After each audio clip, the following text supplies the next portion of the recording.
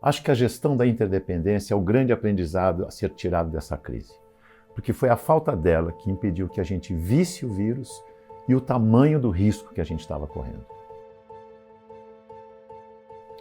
O vírus está nos ensinando que a vida é interdependente. Um depende do outro, que depende do um, que depende do outro. A vida é sistêmica e a interdependência é um princípio de organização dos sistemas vivos. Interdependência é ciência, mas a nossa mentalidade valoriza independência e política. Aí está o problema. Independência ou morte, cada um no seu quadrado, manda quem pode, obedece quem tem juízo. A gente se sente seguro no modelo mental hierárquico, que coloca o homem no centro, todo-poderoso, e coloca a natureza, a mulher, a serviço dele. O modelo antropocêntrico é um modelo de dominação, de guerra. Dominar a natureza, dominar o outro, dominar o mercado, dominar.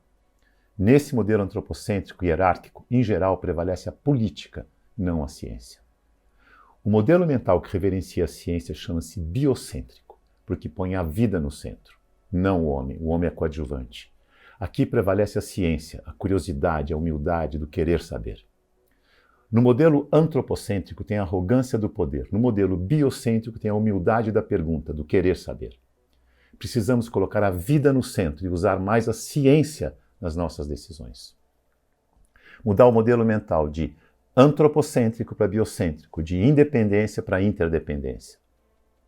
Não é fácil mudar esse modelo mental porque toda a nossa educação e nossa cultura é excessivamente hierárquica e isso nos dá muita segurança. Mas vai ter que mudar, porque a segurança nessa sociedade complexa está na boa gestão da interdependência, com ciência. É interdependência ou morte.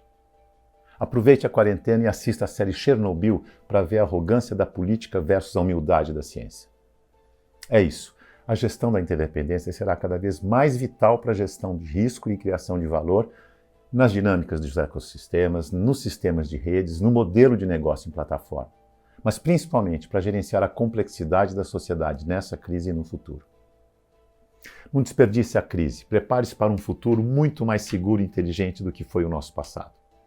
Comece agora em casa com as crianças brincando de futuro, gritando: interdependência ou morte! Vai ser divertido. Até a próxima.